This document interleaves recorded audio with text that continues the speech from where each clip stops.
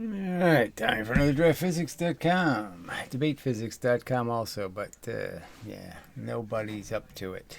Can't find anybody that can participate with a response video or do maybe even a live conversation about why they believe absolute crap with no evidence. Yeah, that'd be nice, but they can't do it. So we're stuck with all this stuff. This is the best I can do. I can only do my part, make the arguments and such. So I saw this stupid video. Okay, it says, this is not a photon. Well, obviously, a squiggly line on a piece of paper is a pretty bad representation, I would say, of anything in the universe. I mean, I'd say that's pretty much just crap. Nothing knows how to do any of that on its own. Okay, there's no mechanism on Earth that can do all that, unless it has muscles and something. It has to have a lot of functional properties. It has to have machinery. You can't just do whatever the fuck that crap is. So anyway, let's click on it. See what kind of shit it is. Sally. Obviously, it has this shit. So Click the link. all right, so two video ads you can't stop. So just more of crap. Okay, so let's see. So a photon is supposed to be a particle of light, but this is not a photon, and neither is a point. So whatever that means. But yes, of course, photons are composite objects. A photon does more than just blob somewhere. A little line like she drew, a little squiggly line doesn't pop out of an electron. Yeah, that don't happen. Okay. Yeah, we're recording. Okay. Let her say it. Photon is supposed to be a particle of light, but this is not a photon, and neither is a point particle like this. That's because I think the term particle of light is extremely misleading. Yeah, well, look, whose fault is that? Einstein made it kind of clear. He said light quanta. He didn't say one light quanta. He basically implied that it's light quanta, that there's a bunch of this little quanta that makes a photon. Because, at least to my mind, and I think for most people, the Blah, blah, blah. I really don't care. idea of a particle is that it's small, like it's confined to a certain area, and it moves along kind of like this. But as I'll explain in this video, photons are actually huge. Yeah, exactly my argument. But they're not huge this way. They're not this wavy crap. Oh, brother. She has them going huge the wrong way. Their polarization is huge. The polarization is huge. Not the particles of the photon. I might as well draw it, right? Yeah, just to see if I can. Might as well. All right. Yeah, that seems like a close enough to the board should be mostly in the view of the camera. Well, it could be better. We could probably fix that. All right. So a photon is basically just a compression created by an electron. Electrons are in the universe. Brother. Yeah, I got to do better than that. Electrons are in the universe, and they move. And every time they move, there's a bunch of little crap that's going the speed of light. And what they're basically doing to the little crap going the speed of light is, well, if they move into it this way, then the little crap going the speed of light gets compressed. So stuff that was in this much space ends up being reflected in this much space. Okay. I wish these markers were better. To find a better one, I guess. Close enough. So there's a bunch of, say there was 10 particles here. Now there's 10 particles in this smaller space because it compressed them. And if it moves the opposite direction, it obviously expands them. So the whole thing of what a photon is there's these little bits that get compressed. And the compressions are based on the oscillation of the electron. So every time the electron oscillates, it creates a compression and then an expansion, right? When it goes back, it creates the expansion. then it creates a compression, then it creates an expansion, then it creates a compression, then it creates an expansion. So it lands on the surface. There's a whole bunch of these little things. And the fact is they land near each other. But the fact is that the surface is gigantic. Okay, atom, atom, atom, atom, atom, atom, atom. The polarization of a photon, that is this wavelength, is 1,000 atoms, at least 500. And so we already know the photon basically is causing an effect that has to take place over a very large area. And what's happening is these bits hit and they excite these atoms. These atoms push into each other, and then another bit hits and pushes the electron even faster. So it pushes, the electron is getting hit, it's essentially moving away, then it gets hit again, okay, from behind, another atom behind where the electron is, and that adds to its velocity, and then gets hit again, okay, and it gets pushed even faster, and that's the ion, that's the electrical effect. That's what we count as a photon, is the creation of an ion, the ejection of an electron. And so it's really that simple. And then obviously it can come, on a surface, it can go this way, it can hit here, here, here, in this direction, or it can hit here, here, here, in this direction. So that's the polarization. The polarization can be kind of randomized in terms of how it lands, depends on how you provide the energy to start with. What angle you're shooting at. All right. I mean, just as a short, statement about what a photon is. So this squiggly line shit is completely useless. Photons are about particles, bits, okay, at a frequency. They're infinitely large, spread out over a huge amount. All right, it says so. But infinitely large. Come on, what the fuck are you talking about? There's no infinitely large photon. Of space. And they move along like this. No, they don't. Jesus Christ. You have no evidence for this nonsense, this wavy thing, whatever this fucking thing is. How does this thing know to do whatever this is that it's doing? What's your explanation? I mean, the obvious explanation to me, it just seems so obvious to just say, I gotta put that back on. The simple explanation is that if you could imagine that flashlight is pushing electrons, then you could understand, compression, relaxation, compression, expansion, compression, expansion. It's so fucking obvious. But wait, is a photon just a wave then? What about the particleness? Well, I'll explain in this video. Oh, you're not going to explain anything. This is jargon and bullshit. How a wave like this can still have a discrete and particle-like property about it, which is what... Oh, yeah, the wave is particling. No, it's the other way around, dumbass. Makes it a photon. But I'll also explain how if you measure a photon, you end up getting a discrete particle like this.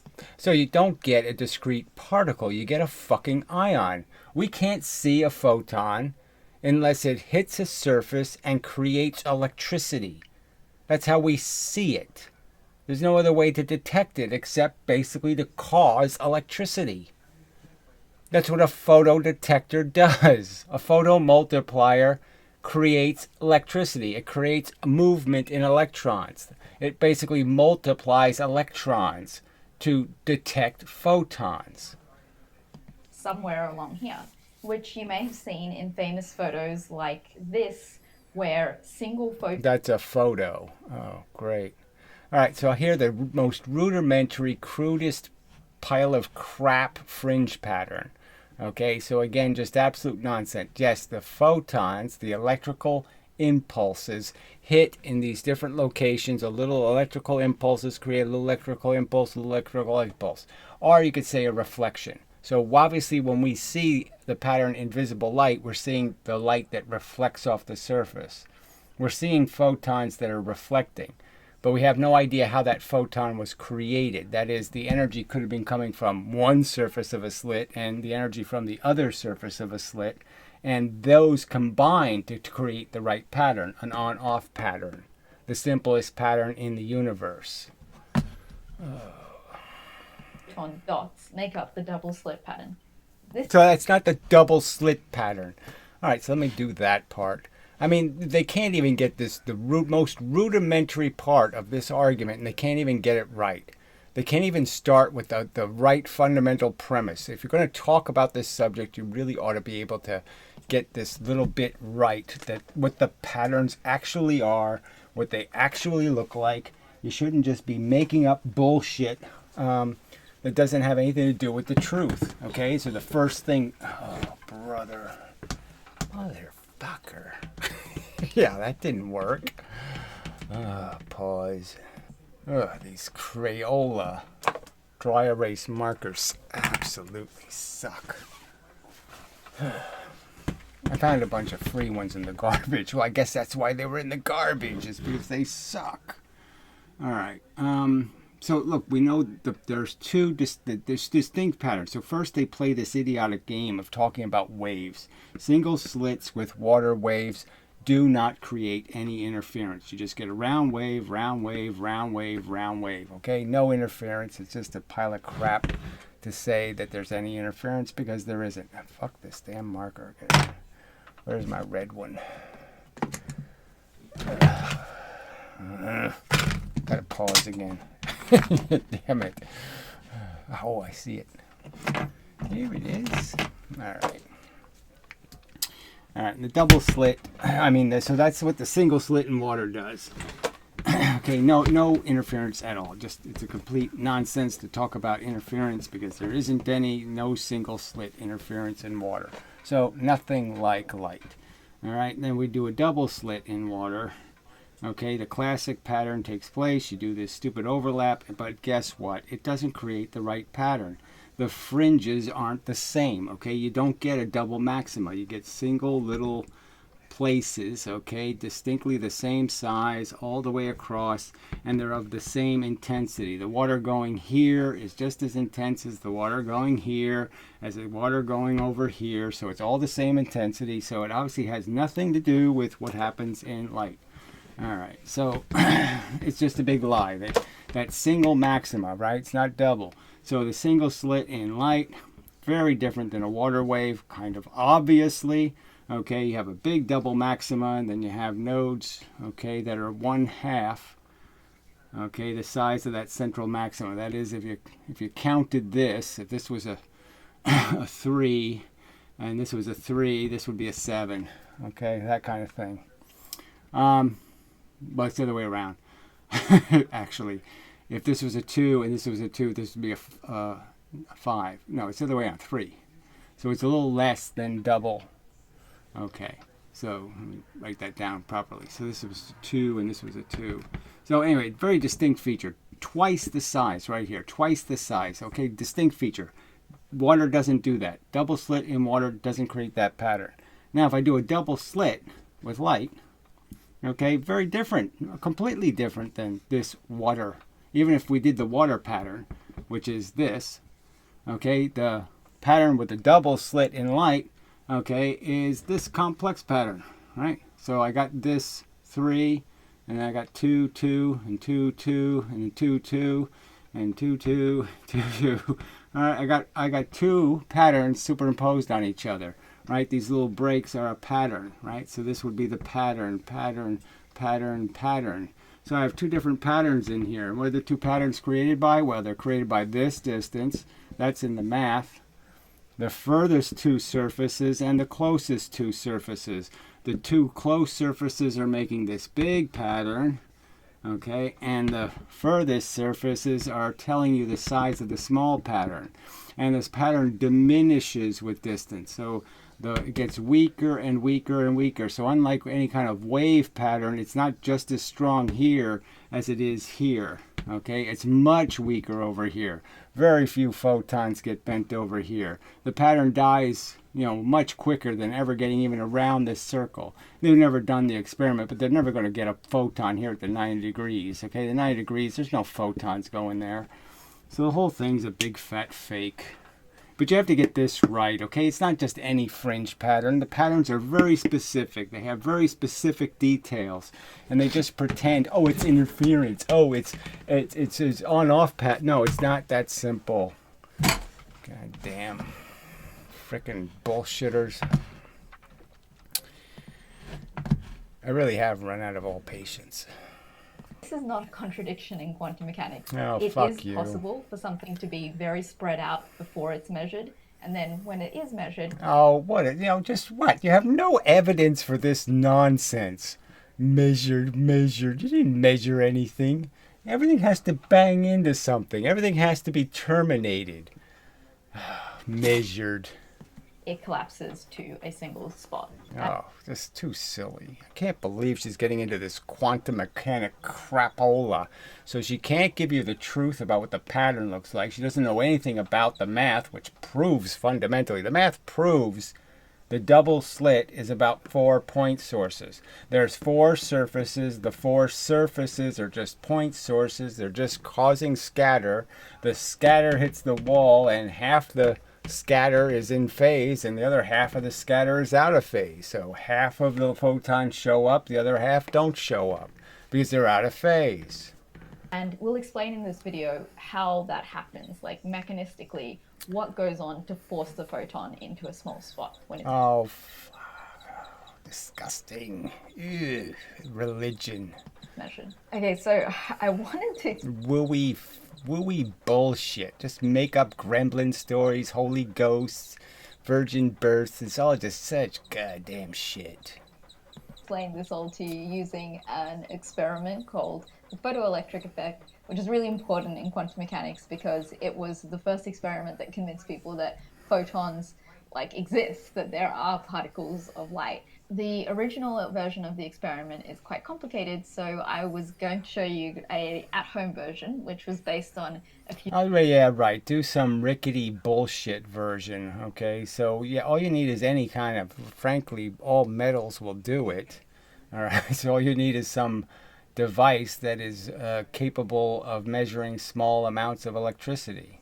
few other YouTube videos that I'd seen with, but I wanted to do it slightly differently. I was going to do it with calcium and visible light so you could really see what was going on. At least that was the plan, but it just didn't work and I don't know why. No.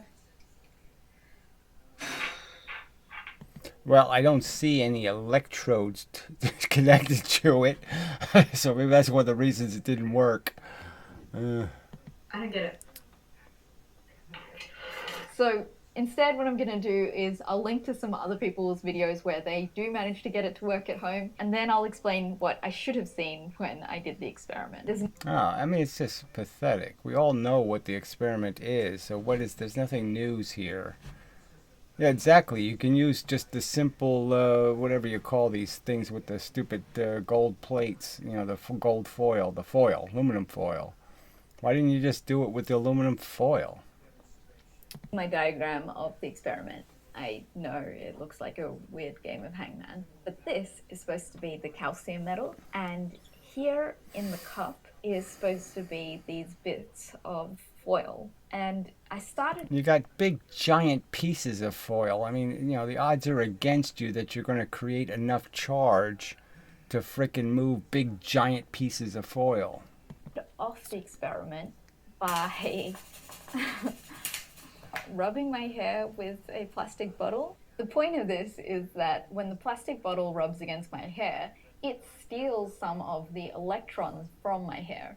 And then when I touch that plastic bottle against the calcium, it donates some of those extra electrons to the calcium, making... Yeah, and you wouldn't need the calcium, so why the fuck is the calcium even there? It serves no purpose. Whatever metal you have the calcium on is all you need is to connect it to the fucking gold leaf or the aluminum foil, and you'll be able to convey the charge. So totally uninteresting. The calcium net negative. But because the calcium is in electrical contact with the foil, that should make the two bits of foil move apart from each other because they're both negative. At least that was what was supposed to happen.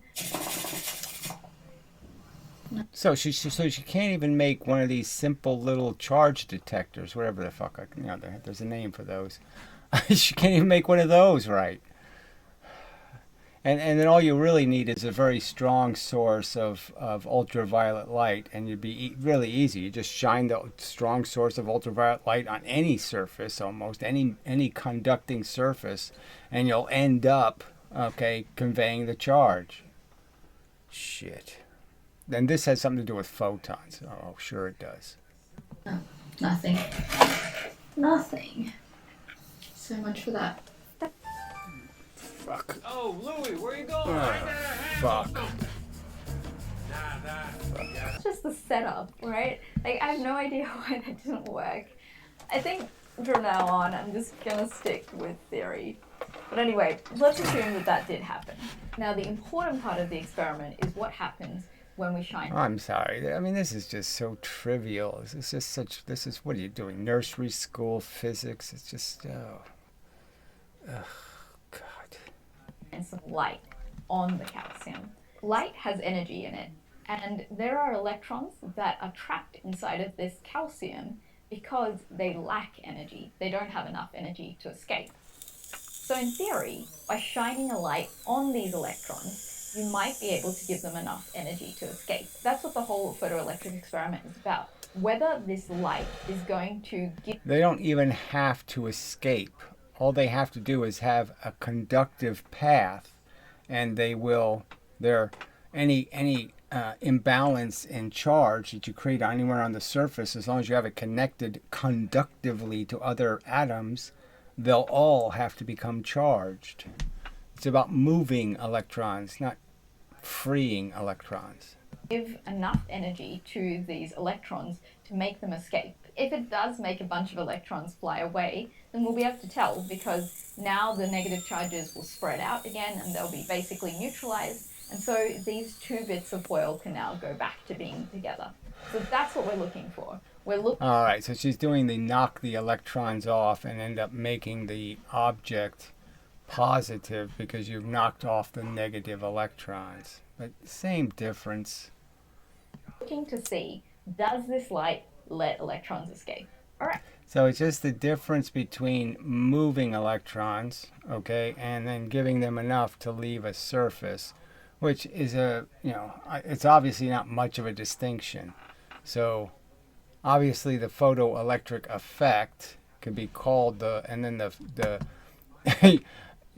you could describe it as either an effect to free electrons, that is expel electrons, or an effect to just create a charge differential. But I mean, it's a subtlety. So first up, we'll put some red light on. Bullshit. And red light has quite... So there's only about 7 million videos that do this stuff, right? So how the fuck is this anything? This is not anything. She's not explaining how Einstein was wrong. Yeah, no, not at all. Long wavelength. But in classical electromagnetism, it doesn't matter what the wavelength of the light is. It only matters how strong it is. So again, more bullshit. So who says so? So that's not any classical rule of any kind. It was an assumption nobody overtly made. Nobody said as a declaration, frequency doesn't matter or some kind of bullshit like that. They never said any such thing. And again, if you just, I'm sure some people thought of photons as just having momentum. And a simple momentum argument is, well, yeah, I mean, it's a tipping point argument. The faster I hit something with energy, the more likely it's going to be still moving in the direction I hit it. So no matter what it is, the faster I hit it, the more likely I'm hitting it in the direction it's still moving. And the slower I hit it, that is, the slower the frequency, the more likely it's already stabilized. And now I have to restart it again, and then it stabilizes, and I restart it again. So the tipping point argument fixes all of this. It explains everything. So all you're really doing is tipping the electrons out. You're hitting them with more energy while they're moving in the direction you're hitting them. So you're obviously keep adding energy to their motion because you're hitting them in the direction they're already moving. Simple enough explanation. So we first shine this red light weakly, and we see that nothing happens. The electrons stay where they are, and the foil is still separated. And so then you might think, well, all we have to do is add more energy. And in classical electromagnetism, more energy just means a bigger amplitude. And so we turn up the amplitude of the light. So it's not any classical anything. Nobody said any such thing. Okay, they weren't debunking a previous theory. Einstein noticed that there's a big difference. Okay, the frequency makes a difference. The amplitude or the magnitude doesn't make a difference. Nobody was debunked.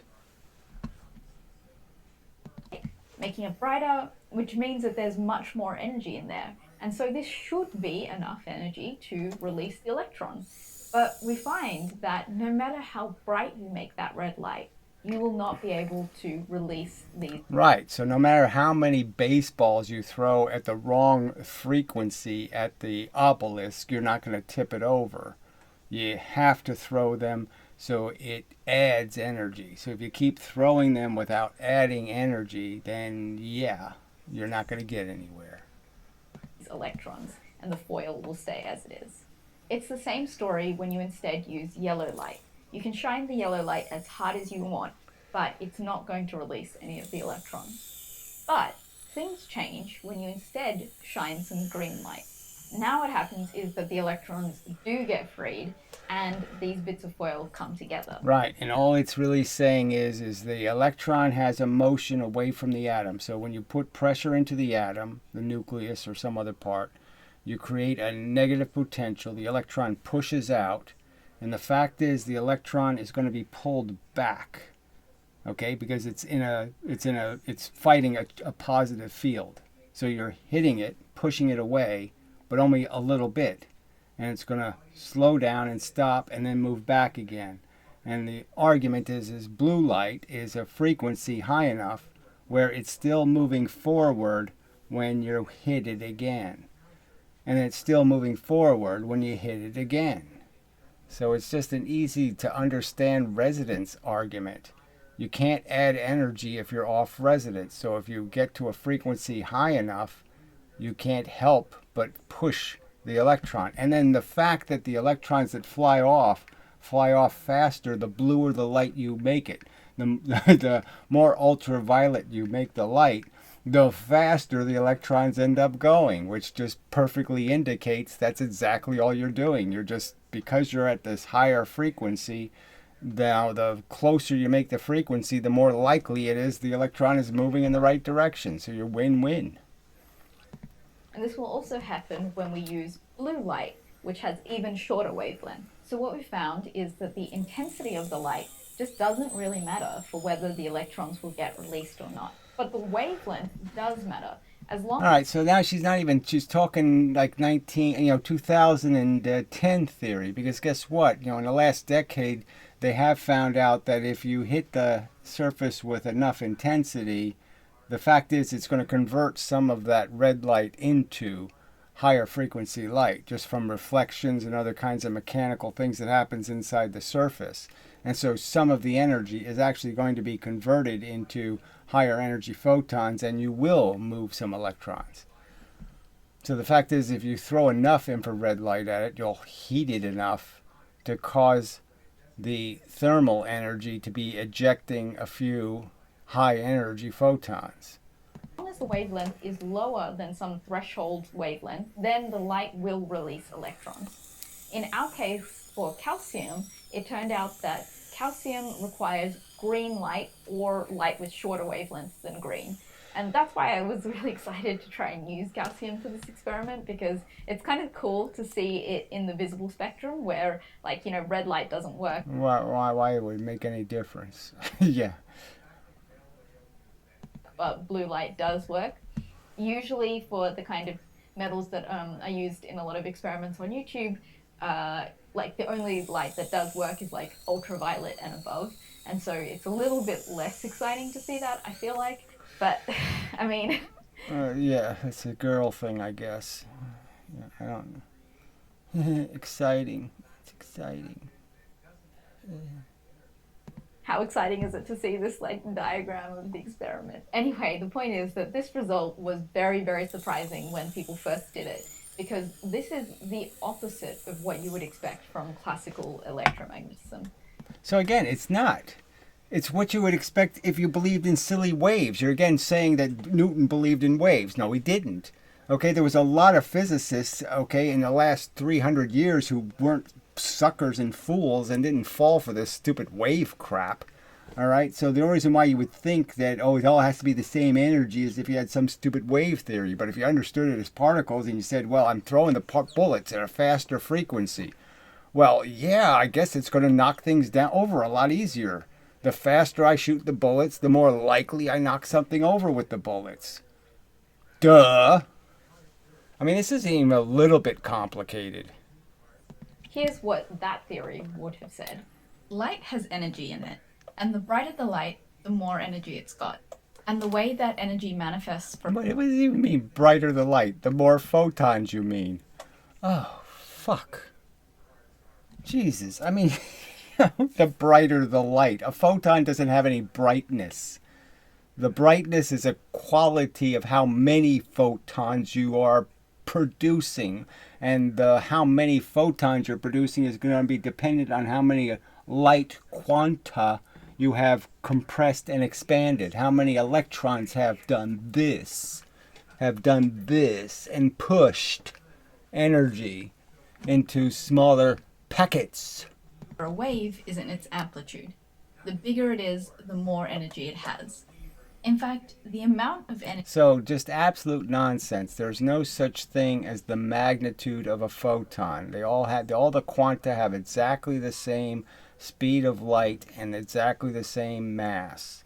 So it's just about volume and frequency. That's all that matters. How many bits, how many light quanta are you using, and what frequency are there? That's all it is. It's mass and velocity. Oh yeah, right, that's right. And velocity isn't squared. Energy in light is proportional to the amplitude squared. So for the energy of the light, it doesn't matter at all what the wavelength is, just how big the peaks are. So again, it's just absolute nonsense. There's no such thing as the amplitude of the light. There's no fucking such thing. There's just the volume. Oh, fuck. That's just so irritating. There is no wave amplitude. There's a volume, an amount of bits carrying the signal. Period. The wavelength just determines... I mean, you can prove it with radio waves, right? I mean, it's gigahertz kind of stuff, right? Megahertz radio.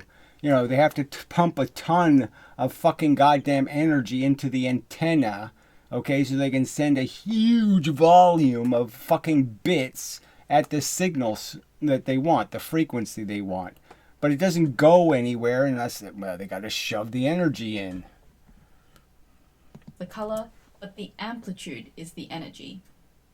The thing light wants to do with all of that energy is donate it to a charge. Sorry, I should have said gigawatts. I mean megawatts, right?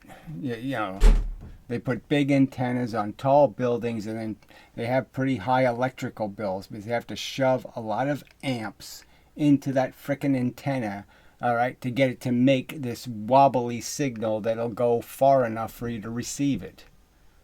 Particle, like this electron here. When the electron is all alone, it can receive any amount of light. The more it gets, the faster it flies off. But it's a little bit more complicated when the electron is... So it's just not true. Okay, what you just drew there, she just pretended that the electron doesn't have to be pushed out of its condition, that you just give it any energy and it goes. Well, it's just obviously not the truth. You have to break it free of the atom it's attached to. So you have to hit it hard enough to move it to another atom. And then to make it escape, you have to hit it much harder to make it go fast enough to leave the surface altogether. So this is just bullshit. Bound up in a metal. The reason the electron is trapped in the metal in the first place is because it doesn't have enough energy to fly away.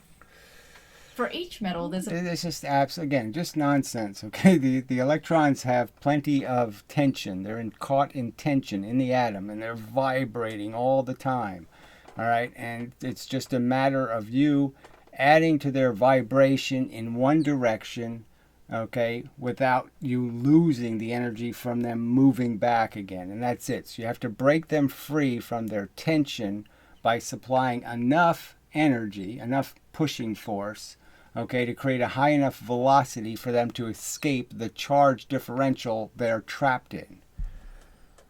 Fixed amount of energy that the electron would need to break free.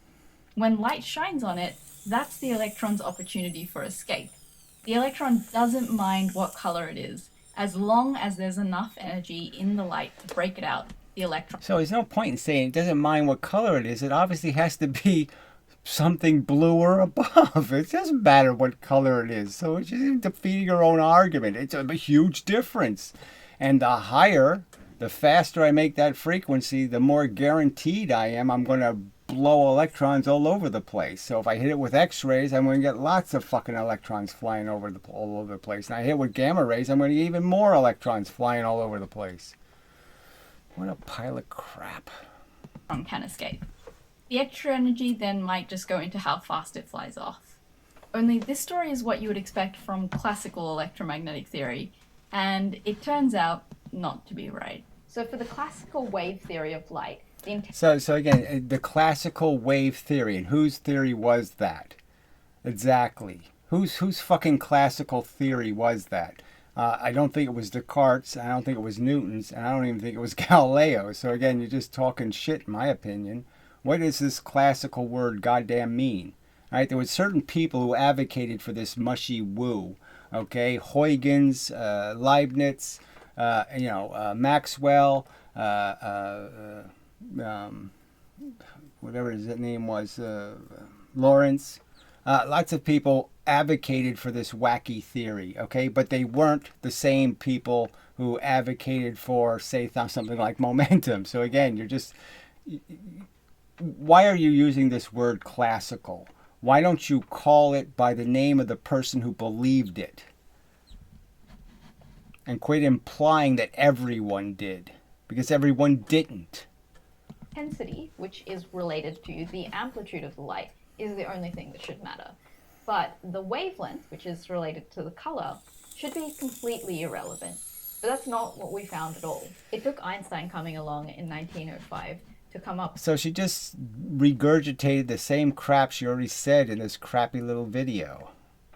With an explanation for this experiment. And his explanation was a bit of a compromise. So he said that waves like this still have energy that is related to their amplitude. Okay, he didn't say that, so I don't know why you're saying that. He didn't say anything about any fucking waves. All right? He was dragged to that much later. Okay, there's nothing in his paper about fucking waves. He's talking about light quanta. Okay, he's talking about discrete bits. There's no fucking wave. However, it's not possible to make the wave weaker and weaker in a continuous manner like this. Instead, waves must have a minimum amount of energy. No, he said there was no waves. He basically saying wave theory doesn't work because waves, number one, they're shooting energy all over the place, and the photons are obviously landing on the goddamn surface. They're not going every place. Okay, and secondly, the whole intensity argument that each one does exactly the same thing. There's no fucking wave bullshit here. Anyway, disgusting. A wave with this minimum amount of energy is called a photon. But there's another rule to this. If you wanted to add energy to this light, you can't just add any amount that you want. Instead, you have to add another photon's worth of energy, which is this. Yes, another light quanta. So they went even a step further, linking it to the whole Planck thing. Okay, that it comes in those kind of clumps. Same amount of energy. This new wave has a bigger amplitude, and it's called a two-photon state. So to generalize, any wave of a single color of light must be made out of a whole number of photons. Which is all very interesting, but... I'm just saying that every detector is a whole photon detector. So every detector is a clump detector. So even that you should be able to figure out on your own. That you don't have anything called a half clump detector. So therefore, even if there were half clumps, you couldn't detect them anyway, so why pretend?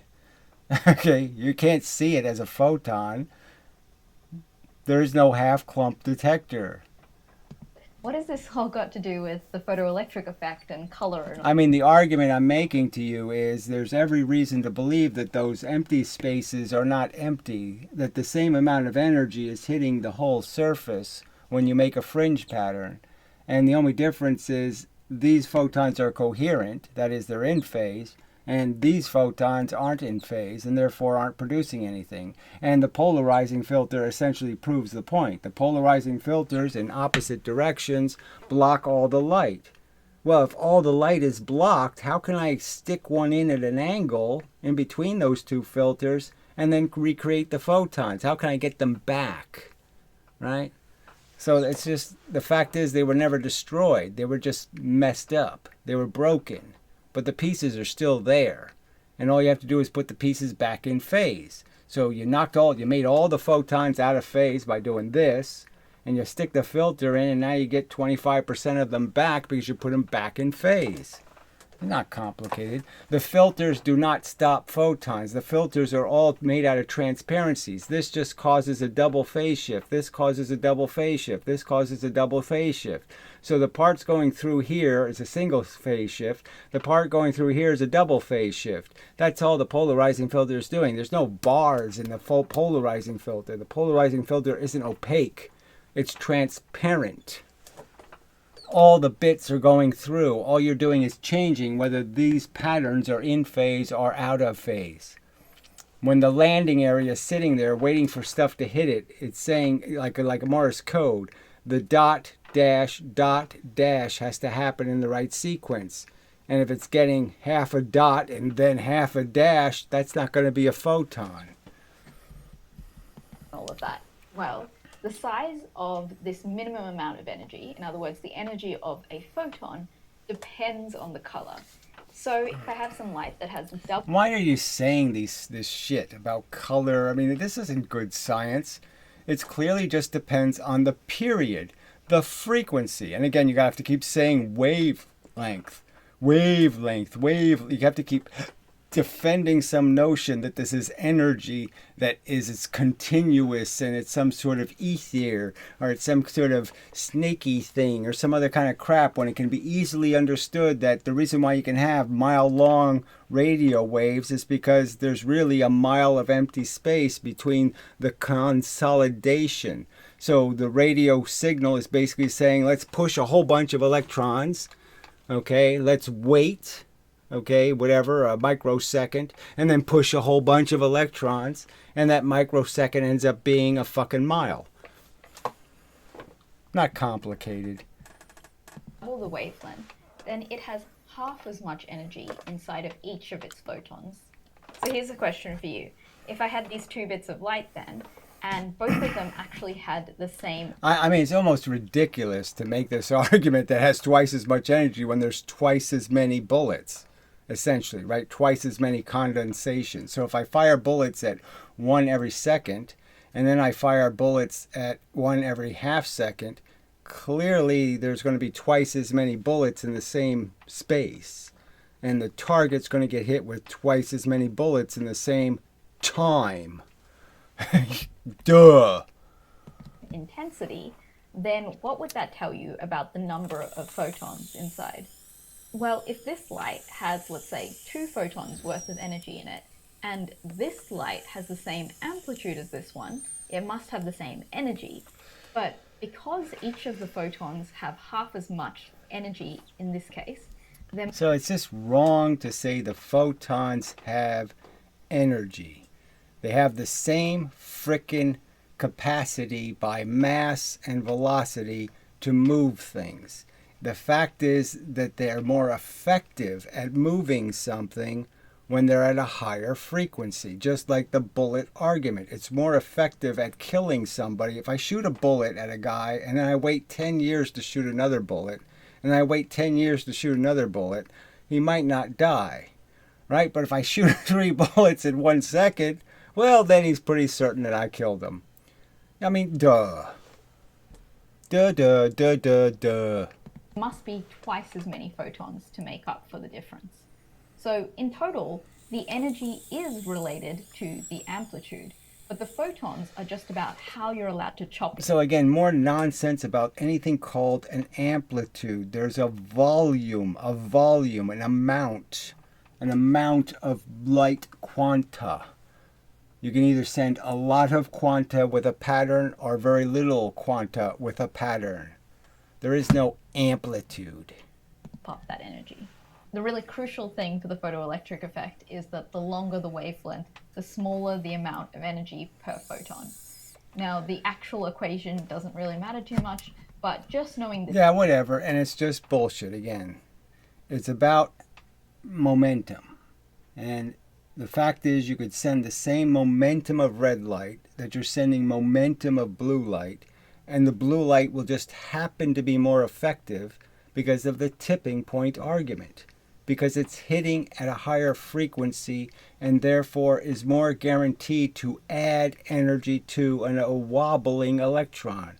The electron is wobbling. You have to hit it faster than its wobble to guarantee that you're pushing it. If you don't hit it faster than its wobble, then half the time you hit it, it'll be going the wrong way and you won't have accomplished anything. If you want to add energy to it, you have to hit it when it's moving in the same direction as the energy. Simple frickin' argument. This will be enough to understand the photoelectric effect. When light interacts with an electron, instead of giving that electron all of the energy... Let's just understand, it doesn't interact with a photon does not interact with a single electron. A piece of the photon hits one electron, that electron pushes other electrons, and then another piece hits one of those other electrons that the first electron gave velocity to. So the same electron is not moving out of the material. The electron you end up pushing out of the material is not the first electron hit. It's the last electron hit. So you didn't even get that right. It gives the electron just one photon's worth. We'll get back to why in a moment because that is super important. But for now, let's just go along with it. So let's say we have a color of light that has really big photons.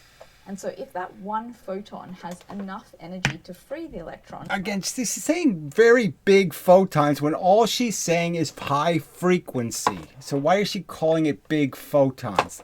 It's high frequency photons. Why are you fucking this up with this stupid word big? Big photons. I mean, god damn, this is not science. This is mush. The electron will take that freedom, plus any surplus energy will just go into its kinetic energy. And no, there's no such thing as that retarded nonsense of any kind of kinetic energy. There's just into its momentum, its mass, and its velocity. That's all you can give something is momentum. You can't give it any other fucking kind of energy. Oh, God, I just hate this planet of fucking bullshit. Ugh, these people really haven't thought through this shit at all. They're making these videos, they just read their Wikipedia page, read their little textbook a little bit, and then make a fucking goddamn video. I have spent literally, years of my life thinking about this shit. Fuck. On the other hand, we might have another color of light shining with a lot less energy per photon. So again, a lower frequency. That's all. That's all you have to say. The low frequencies have less capacity to push something because they create too big a gap between the times they're hitting it. They're hitting it with too big a gap between the impacts, and whatever they're hitting just rebounds and rebounds and rebounds, so they never can give it any extra energy. That's the simple explanation. It works, it's complete, it does everything it needs to do to explain exactly what happens. It's just a tipping point argument. I mean, the Egyptians could figure this out. Now the electron won't get enough energy to... The ancient Egyptians. I mean, 4,000 or 5,000 years ago, they could have understood a tipping point argument. ...escape from one photon. So it doesn't take any energy at all.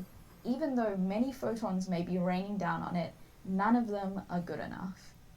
So this look at this tears, this nonsense. It's just all this baby talk. There's absolutely no explanation for why the one kind of energy doesn't make the electron move, but the other energy makes the electron move. She didn't explain anything. So it's the fact that energy is broken up into chunks like this, and that electrons can only take one chunk at a time, that explains the photoelectric. No. What explains it is the photon's energy is terminated by the electron's motion. The energy of the photon is used to move the electron, okay? It can't do more than one thing. It can only do the one thing. So it either moves an electron or it reflects off the surface. Those are its only two choices. It either interferes with an electron's vibration, or the electron's vibration just rejects the energy altogether and shoots it right back to where it came from. Well, at the angle in, angle out. The energy is either rejected and given back to the universe, or the energy is absorbed, okay? But that's the only two choices. It keeps it for a while and converts it into motion of an electron, or it doesn't move electrons and flies back into space. Oh, shit. Okay. But what does this tell us about photons? Like, what are photons? Well, we can now... They are the elemental bits of the universe. They are the same thing gravity's made out of. All the stuff moving the speed of light is the same frickin' force. And all you're doing is changing the patterns you're shooting that force with. So you change the pattern, you change how it affects material objects. But the only thing you can do is move mass with the force. So the only way you can see a photon is for you to absorb its momentum. So if light bounces off a surface, I can't see it until it hits my retina and moves electrons in my brain. Damn it. See what's sort of discrete and particle-like about these photons. The amount of energy is discretized, and so we can talk about like a number of photons inside of the light, which... Oh, okay, this is so bad. Anyway, that's probably enough. 52 minutes, yes. All right, so I'll come back and do the second half someday. But it's not going to... She's just going to repeat the same mush. She's not saying anything here. She just keeps drawing these stupid wavy pictures that have nothing to do with what Einstein talked about. Einstein was describing a particle concept, an idea that it obviously seems really quantized, really discrete, okay, and clumpy. You're not describing clumpy. All right, anyway. It's just, like I said, I've made so many videos on these subjects. And it's just so obviously they have it so fucking wrong. Not even close to the truth. And obvious, silly, stupid errors. I mean, not to figure out that the double maxima is a problem. You have to explain it somehow. The fact that the widest distance is what makes the double slit unique. You have two single slits. And you're saying, well, look, when I put two single slits, they don't make just two single slit patterns. They make some other pattern. Well, obviously they make some other pattern because a single slit and a single slit doesn't have this distance, the two outside surface distance. That's what's missing, right? So when you make a double slit, you make this huge, giant difference between 2 point sources. That's the one making the little tiny dots. And the math works perfect. It'll tell you exactly how many of those little goddamn dots you're going to get. So if you know the wavelength of the light, you know how too far apart these two frickin' surfaces are, you'll know exactly how many wavelengths fit inside there, and that's exactly how many dots you're going to get on one half of that arc. So you just multiply it by 2, and that'll tell you exactly how many dots you're capable of making. How many points in space will be a wavelength of difference. And you haven't figured that out. All right. Anyway, yeah, I'm in a really shitty mood. I'm just so sick of it. I'm so sick of stupid being praised. I'm so sick of people eating shit and saying, oh, how yummy it was. I'm a 67-year-old electrical engineer going back to try to learn all of the physics I was supposed to learn in college. You asking the exact question that I've been asking, but you're making much more progress than I am. Blah, blah, blah, blah, blah. Blah, blah, blah, blah, blah, blah, blah. Mush, mush, mush, mush. Anyway, I hate this planet. Oh, you're just all so goddamn stupid.